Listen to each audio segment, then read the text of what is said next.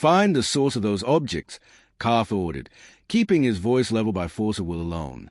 I want identification, point of origin, and threat classification. Negative, the AI replied. Objects do not match any known coalition or independent vessel profile.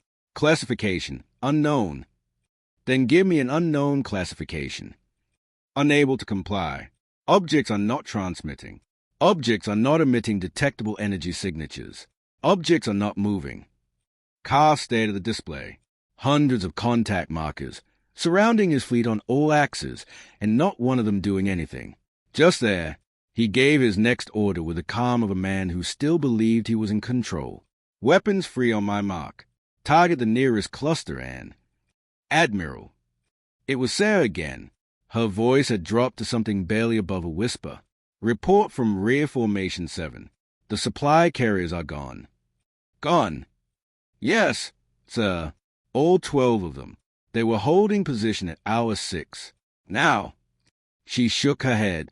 They're not there. 12 supply ships. 2,000 crew. No sound. No light. No wreckage. Carth turned back to the main display, and for the first time in his career as an admiral, he felt the cold, specific weight of a situation that was not unfolding the way it was supposed to. A third transmission arrived. This one wasn't a warning. It wasn't a threat. It was delivered in a voice that was almost conversational, human, controlled, with a quiet certainty of someone who had already finished the work they set out to do. You were warned about our borders. Show yourself, Carth said. He heard the edge in his own voice and hated it. The reply came instantly. We did. The tactical map shifted. Red markers appeared, not outside the fleet, but on every ship in the formation. Small objects, dozens per vessel, attached to hull sections and engine housings, nestled between shield emitters and weapon cores. They had been there the entire time. Hidden, waiting. Unknown devices detected on all fleet vessels, the AI confirmed. Estimated deployment time. A pause that seemed almost deliberate. 8 hours ago. The bridge absorbed that in stunned silence. 8 hours ago, the fleet had still been in coalition space. 8 hours ago, they had been holding formation 3 light hours from the human border, conducting final systems checks and reviewing approach trajectories. The humans had not placed these devices in reaction to the fleet's crossing. They had placed them before the fleet had even decided to cross. Commander Vell stood from his post. His voice was quiet and very careful. Admiral, they knew. Carth said nothing. One by one, the red markers began to pulse. Half the fleet lost power simultaneously, not with the violence of an explosion or the cascade failure of battle damage, just a sudden, complete silence.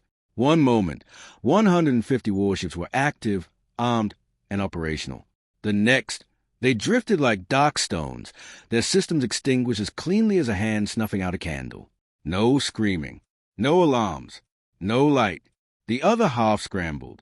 Hyperspace drives spun up across the formation as captains, acting on instinct and training, attempted to escape. The navigation officer's voice cracked. Jump calculations failing. All exit vectors. She stopped, swallowed. All exit vectors are blocked, so... Blocked by what? Carth demanded. There are no human ships in range. I know, sir. There's nothing blocking them. They are just... She stared at her display. They won't resolve. Carth stood at the center of his bridge and felt the shape of what was happening settle over him like cold water. This was not a battle. He understood that now with a clarity that came too late to be useful. Battles had visible enemies. Battles had weapons fire and tactical exchanges, and the honest brutality of force meeting force. This was something else. This was a system, patient, layered, and designed not to destroy, but to remove. Scan the outer system, he said quietly. Long range. The array flickered, struggling, then briefly came alive. What it showed made the entire bridge fall silent. 3 coalition supply stations located well outside human space, massive installations representing years of construction and tens of thousands of personnel, were burning. Or rather, they had burned. The fires were already dying. The timestamp on the sensor data read 4 hours ago. 4 hours ago, the fleet had still been on approach. 4 hours ago, Admiral Karth had been eating breakfast in his quarters and reviewing invasion projections. The humans had not struck in response to the fleet's movement. They had moved first, quietly and completely, reaching beyond their own border to surgically remove everything that would have supported the coalition's next 3 months of operations. They had not waited to be invaded. They had ended the invasion before it began. A new transmission opened. Not a narrowband fleet communication, but a broad, open signal cast across every channel within range, clearly intended to be heard far beyond the boundaries of this engagement. The voice was the same one that had spoken before. Still calm, still controlled, utterly without anger. To all who are listening, the border was marked. The warning was clear. What follows is consequence, not cruelty. On the long-range display, shapes appeared at the edge of sensor range. Large shapes, moving with the unhurried certainty of things that had never doubted their direction. Human warships, not rushing in to finish a desperate battle, but advancing at a measured, almost ceremonial pace, as though they were not arriving to fight, but simply to be seen. "They are coming," someone on the bridge whispered. Karth watched as one of the powerless, drifting cruisers simply ceased to exist on his display. No explosion, no debris, no transition. Just a marker, and then not a marker. The human voice spoke again. "You believed you entered empty space." A pause, long enough to breathe in. "You entered prepared space." Karth ordered what remained of his powered ships into attack formation. It was the order of a man who had run out of good options and refused to admit it, but he gave it with the same authority he had used to give every order of his career.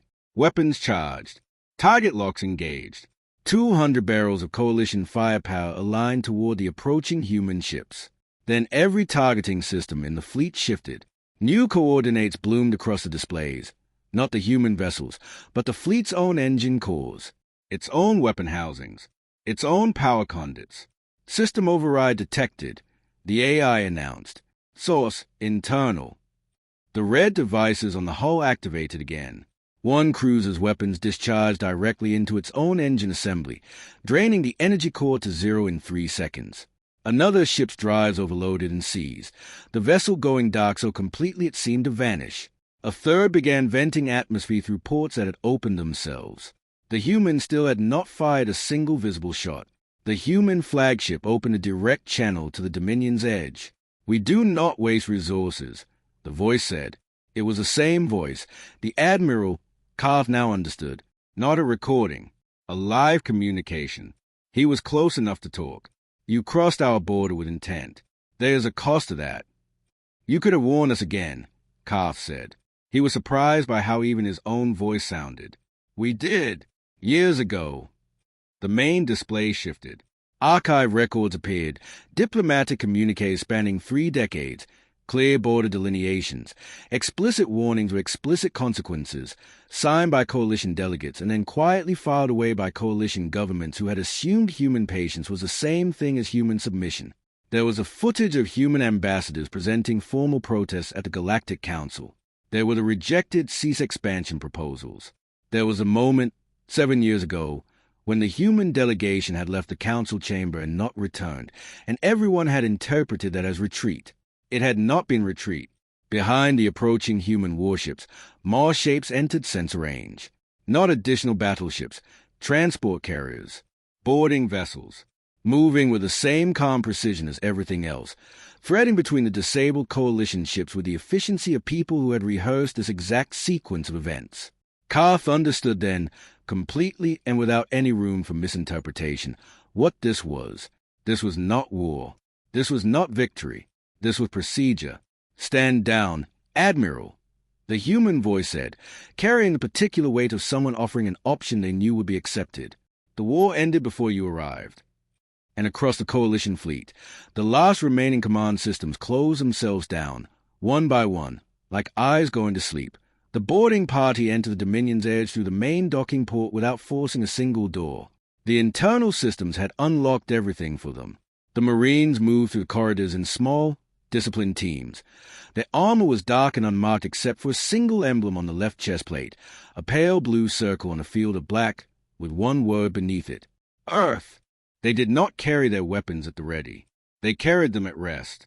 The lead Marine found Karth on the bridge, still standing at his post, because there was nowhere else for an admiral to stand. The Marine was not young and not old. He had the patient, unhurried face of someone who had done this before and expected to do it again. "Admiral Karth," he said, "you are contained." Karth looked at him for a long moment. The anger he felt was real and deep, but underneath it was something else, something that felt uncomfortably like respect, and that made the anger worse. "You planned all of this," Karth said. "It wasn't a question." "Yes." "How long?" The Marine considered the question as though it deserved a genuine answer. "The Outer Zone Detection Web has been operational for 11 years. The signal control grid was completed 4 years ago. The devices on your hulls were deployed along your planned approach corridor 6 days ago, when your fleet's trajectory became predictable." Karth absorbed that. "We hadn't decided to cross yet 6 days ago." "No," the Marine agreed, "but your fleet's positioning had committed you to the decision. We planned for behavior, not announcements." On the main display, the full architecture of human space's defense appeared, not as a secret revealed, but as a diagram shared deliberately, the way a craftsman might show you the mechanism of a lock after it has already kept you out. 3 concentric layers. The outer zone, a detection web so sensitive it could identify a fleet's composition from its gravitational signature alone. The middle zone, a signal control grid capable of severing communications, corrupting navigation data, and feeding false readings to any scanner operating within its range. The inner zone, an autonomous defense ring of devices deployed in space lanes, on foreign hulls, inside passing cargo vessels, patient, dormant, waiting for a signal that humans hoped would never need to be sent. "You showed no fleet," Karth said. "You showed nothing." "We do not display strength," the Marine replied. "We position it." Reports continued arriving from outside. Coalition supply lines cut throughout the approach corridor. Forward staging bases disabled by strikes timed to coincide with the fleet's border crossing. Long-range communications intercepted and selectively altered for weeks, ensuring that the Galactic Council had not received real-time intelligence about the Coalition's true intentions until it was too late to matter. Every action precisely sequenced. Every consequence already calculated. "You let us think you were weak," Karth said. The Marine shook his head, very slightly. "We let you think silence was weakness. That was your assumption to make." A final transmission went out. The human admiral's voice again, open channel, broadcast to every listening post and relay station within range of the engagement. To all who receive this message, human borders are not suggestions. They are not negotiating positions. They are not lines drawn in hope. They are consequences waiting to occur. We do not fight for pride, for territory, or for the approval of councils. We fight for the security of our people, and we fight it before the battle begins. Outside the viewport, the Coalition fleet drifted in pieces, some ships dark and cold, some still illuminated but inert, all of them waiting to be processed by the boarding teams that moved between them with methodical care. Not a single human vessel showed damage. Not a single human crew member had fired a weapon in anger. The entire engagement had unfolded like the closing of a trap that had been set long before the animal arrived. The Marine turned to go, then paused. "Your crew will not be harmed," he said. "They will be processed and returned to Coalition space within 7 to 2 hours. You will be escorted to a human command vessel." "And then?" Karth asked. The Marine looked back at him. "Then you'll be allowed to watch." The observation deck of the human command ship Aegis Eternal was a wide crescent of transparent alloy overlooking open space. Admiral Karth stood at the viewport with his hands at his sides and no chains on his wrists because chains were not necessary. Around him, the controlled theater of containment continued, his fleet being methodically guided out of human space, ship by ship, like cattle corrected by a fence they couldn't see. The human admiral joined him at the viewport. She was shorter than Karth had imagined, with a gray-streaked hair and direct gaze of someone who had spent decades making hard decisions and making peace with them. She did not introduce herself. She simply stood beside him and looked at the same view. "You could have destroyed us," Karth said, after a long silence. "Yes. All of it. Every ship. You had the capability." "Yes," she said again. "Then why didn't you?" She was quiet for a moment, watching the slow procession of coalition ships being escorted toward the border. Because destruction is loud, she said finally. It creates martyrs. It creates grievances. It gives your government a story to tell. We fought bravely. We were overwhelmed by superior force. We will return. She turned to look at him. Containment creates a different story. We tried to invade human space, and our fleet was switched off before we could fire a shot. There is no glory in that. There is no rallying cry. There is only the memory of exactly how that felt, and the understanding that it will feel the same way every single time. Carl said nothing. We don't want to fight you, she continued. We have never wanted to fight anyone. But we have learned, at considerable cost, in the early centuries, that wanting peace is not sufficient protection against those who want something else. So we built something better than weapons. She looked back at the viewport. We built the certainty that crossing our border is not a military gamble. It is simply a mistake, a correctable, recoverable mistake, with a fixed and invariable consequence. Containment, Carr said. Containment. The last of the coalition warships crossed back over the border. The tactical display in the observation room showed human space returning to its normal readings, quiet, empty, peaceful, as though nothing had happened, as though 300 warships and their ambitions had been filed away and forgotten. The Galactic Council will convene, Carr said. There will be hearings, political consequences. There will be a new law, the Admiral said simply, passed quietly, with very little debate. No fleet will enter human space without direct invitation. She allowed herself the smallest suggestion of a smile. It was already drafted. It has been drafted for 30 years, updated every 2 years against the possibility of this exact conversation. We simply needed the occasion to table it. Karf looked at her for a long moment, at this calm, precise woman who had turned 300 warships into a diplomatic instrument without a single broadside. You plan for the aftermath, too, he said. Admiral, she replied, with something that might, in different circumstances, have been warmth. We plan for everything. The recording spread, not in fragments or rumors, but in full, unedited clarity, every sensor feed, every transmission, every moment of the engagement from the fleet's initial crossing to the final escorted withdrawal. The Galactic Council received it simultaneously from 17 independent relay stations. Every major system saw the same images, the coalition fleet entering with confidence, systems going dark without explanation, human ships arriving last and already in complete control. The emergency session of the Galactic Council lasted 9 hours. No one argued the footage. No one questioned its authenticity. No coalition delegate rose to offer an alternate interpretation of events. The law was passed in the early hours of the following morning, and the vote was not close. No fleet of any member or non-member species shall enter human-designated space without prior, direct, written invitation from the human government. Violation of this provision shall be considered an act of unilateral aggression with consequences to be determined solely by human authority. The phrasing itself, many observers noted, was almost respectful in its simplicity. The humans had not demanded reparations. They had not called for sanctions. They had simply established, in formal galactic law, the thing they had already established in practice. Their border was final. Years passed. The galaxy moved on, as galaxies do, new treaties, new conflicts, new powers rising and old ones fading. The memory of the coalition fleet's silent defeat did not fade. If anything, it sharpened with time, refined by retelling into something almost mythological. A young commander, newly promoted and stationed at a border post near the edge of coalition space, asked a question one evening to her senior officer, an old soldier who had been at the edge of the coalition advance on that day, on a ship that had turned around before crossing the border when the first reports began arriving. "Is it true," she asked, "that humans never show their defenses?" The old officer was quiet for a while. Outside the viewport, stars drifted slowly past. "They don't need to," he said. "Why not?" He turned to look at her with the particular patience of someone passing on knowledge that had cost something to acquire.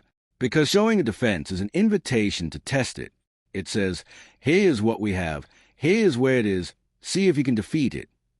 He shook his head. "Humans don't do that. You never know where they are. You never know what they prepared. You never know if that empty piece of space has been ready for you for a decade. He paused. And that uncertainty, that permanent uncertainty, is more powerful than any weapon they could show you. She thought about that. So they win before the battle starts. They win before you decide to start one, he corrected gently. That's a difference. She looked out at the stars, at the vast, ordinary dark between systems, which now seemed somehow less empty than it had before. And if someone forgets, she asked, if another fleet tries? The old officer turned back to the viewport. Then it will go exactly the same way, he said quietly. And the recording will spread again. And the law will be reaffirmed again. And another admiral will stand at a human observation window and watch his fleet being walked home. He folded his hands. Humans are patient people. They built their defense over decades. They maintain it without announcement. They update it without publicity. And they are entirely prepared to repeat the lesson as many times as necessary, for as long as the galaxy requires it. A long silence settled between them. Have you ever been to human space? She asked. Once, he said. Invited, trade delegation, years ago. A pause. It's beautiful, quiet, remarkably normal, from the inside. He almost smiled. You'd never know. She nodded slowly, and went back to her post, and did not forget what she had been told. Far beyond the council chambers, far beyond the border posts and the treaty documents and the careful political aftermath, human space continued exactly as it always had. Ships moved in the dark, quiet and deliberate. Some carried cargo, some carried passengers, some carried nothing visible at all, tracing routes that appeared on no public chart, maintaining systems that appeared in no public registry. The border glowed softly on every star map in the galaxy, a clean, clear line, holding still. On the other side of it, the dark was calm and deep and absolutely, perfectly silent. And in that silence, patient and invisible and already in position, something was always watching, waiting not with hostility, but with a particular attention of those who have learned, at great cost and over many centuries, that peace must be built before it is needed, and that the most powerful thing in the universe is not a weapon that can be seen. It is the absolute, unshakable certainty of what happens to those who cross the line. No fleet tested that border again. None ever would. The coalition fleet moved through the dark like a slow tide of iron, 300 warships cutting silently across the threshold of human space. Their long-range scanners swept the void in every direction and returned almost nothing. No patrol signals, no defense stations, no warships holding the line. Just cold stars, dead planets, and the deep, indifferent silence of space. On the bridge of the flagship Dominion's Edge, Admiral Carr stood with his hands folded behind his back and watched the tactical display with something close to contempt. The holographic map showed human territory as an open wound, vast, rich, and completely unguarded. After years of political posturing, economic warfare, and broken treaties, it had come to this. The humans had drawn their little lines in the stars and dared the coalition to cross them. And now the coalition had. No resistance, said Commander Vell from the sensor station. He almost sounded disappointed. I told you, Carr replied. They are administrators, not warriors. They built an empire on diplomacy and called it strength. Behind him, his senior officers exchanged quiet nods of agreement. The border had been marked on every star chart in the galaxy for decades, ringed with warnings and accompanied by formal communiques that the Galactic Council had quietly ignored. Humans had protested. They had sent delegates. They had used words. And when words failed, they had gone silent. Carth had taken that silence to mean acceptance. Advance, he ordered. The fleet crossed the border. For 3 seconds, nothing happened. Then the stars flickered. Not outside the viewport. The stars themselves remained fixed and ancient. But on the screens, something shifted. Long-range scanners dimmed. The crisp, reliable data streams that fed the fleet's navigation systems began returning soft errors, small inconsistencies, ghost coordinates that vanished before they could be resolved. Communication relays between ships stuttered, packets of data dropping like words from a failing conversation. Signal interference detected. The ship's AI announced in its calm, mechanical voice. Source, unknown. Carth turned from a viewport. Unknown, narrow the origin. Unable to comply. No point of origin identified. He frowned. That's not possible. Then a low pulse moved through the fleet. Not an explosion, not a shockwave, not anything the tactical system could classify. It was felt more than detected, a subharmonic vibration that passed through hull plating and left every instrument reading fractionally wrong. Weapon systems showed nominal. Engine output read normal. And yet something had passed through them, like a hand reaching into a room and rearranging the furniture in the dark. Admiral.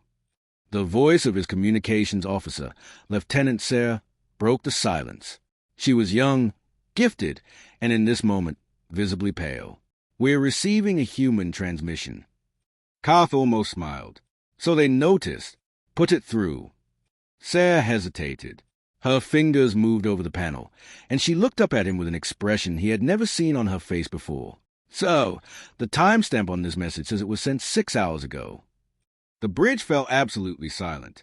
Karth stared at her. "That is impossible. We entered their space 3 minutes ago."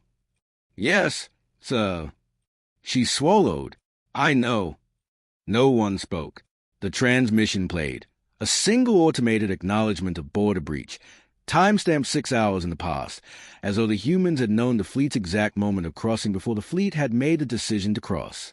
Carr felt the first cold thread of unease move through him, but he pushed it aside. A clerical error. A corrupted timestamp. There were explanations.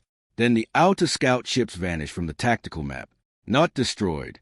Not damaged, not disabled, simply gone, as though someone had reached into the display and erased them with a fingertip. No distress calls, no debris field, no energy signatures from weapons fire. 8 ships carrying 400 crew members, and the only evidence they had ever existed was the empty space where their markers had been. "Tactical," Carr said carefully. "Report." "No contact lost through hostile engagement," the AI replied. "All vessels simply ceased transmitting." Simply ceased. Karth set his jaw. "Find them." Unable to comply. No debris or energy trace detected. Commander Vell turned in his seat, his earlier confidence completely gone. "Admiral, if they weren't destroyed." "Then someone turned them off," Carr said quietly, and the words tasted wrong in his mouth. Before anyone could process that, the AI spoke again, its voice carrying the same unhurried, clinical tone it used to report anything from coffee shortages to system failures. "Multiple unknown objects detected. Position, surrounding fleet." On the main holographic display, contact markers bloomed like scattered sparks, hundreds of them, appearing not on the periphery of the fleet but between ships, inside formation gaps, in the negative space that should have been safe and empty. Whatever they were, they had not approached. They had simply appeared as though they had always been there, waiting. A second transmission arrived. 4 words appeared on the main screen in clean, white text. "You crossed the line." And somewhere in the darkness beyond the viewport, something moved, vast and unhurried, like a continent shifting.